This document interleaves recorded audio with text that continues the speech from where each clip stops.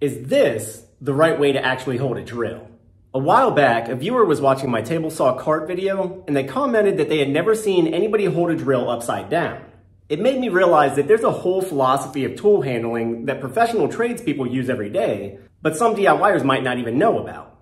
It's the sort of thing that's so fundamental, I believe that you can learn it and start using it immediately. So today, I'm going to discuss a whole different method for looking at and using your power drills. And that's coming up next on The Honest Carpenter Show.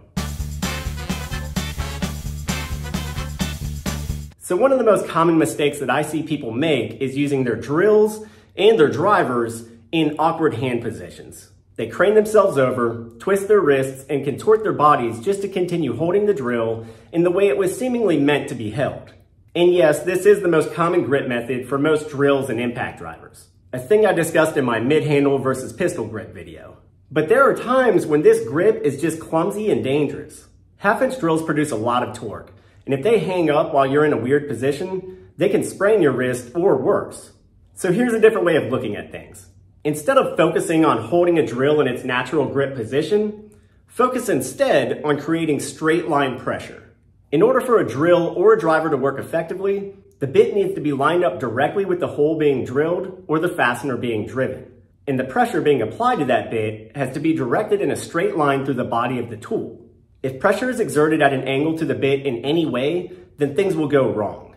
Drill bits will snap or make messy holes, and driver bits will cam out or leap out of the fastener head. And injuries to hands or wrists can easily happen in either case. Remember, you don't have to be at 90 degrees to the surface, because we drill and drive at angles all the time. But the pressure you're exerting must still be in line with the bit, even if the bit is at an angle. However, keeping straight line pressure can become difficult depending on where you're trying to drill or what might be in the way. For instance, something might be interfering with the passage of the handle, or the target place is just hard to reach. The position in which this becomes most obvious is reaching down low. To do this with a standard grip, you have to squat down and push from this position, or bend over and contort your arm and wrist. Not only is it hard to find your straight line in this position, it's also dangerous because your wrist wasn't meant to create pressure this way. That's like punching somebody with your fist upside down. So, the solution to this problem? Just turn the drill upside down. Rotate the handle upwards. Now, hold the drill so it still creates straight line pressure with your bit. Contrary to what people think, this is actually a really comfortable grip. Your fingers cradle the body of the drill, while the bell at the back rests firmly on your palm. And the best part, your pointer finger or middle finger is still positioned directly over the trigger. So now, with your arm bent at 90 degrees, you can drive straight forward with ease and stability. This saves your knees and back and wrist from undue pain. And all it takes is a second to readjust your grip. When you're back to higher places, just flip it back over. And in other instances, you don't even have to hold the handle of the drill. By moving to a two-hand grip, you can use the drill in most any fashion necessary. If you're reaching over something chest high, neither of the first two grips will work. But you can still grab the drill body with your free hand. Then with your driving hand stabilizing the handle, you can work the trigger by thumb, possibly using your elbows on the surface as a bridge for balance. And if you're reaching really, really high, you can even turn the handle back towards your face, grip the body with your free hand, cup the fingers of your driving hand over the top, and once again pull the trigger with your thumb, driving downward in a pulling motion.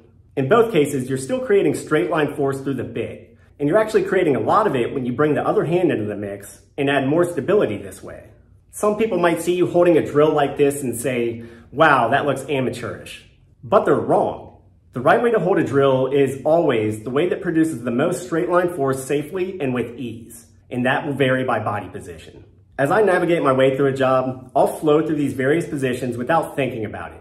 Subconsciously, I'm always looking for the path of least resistance. This lets me work longer and with less fatigue and risk of injury.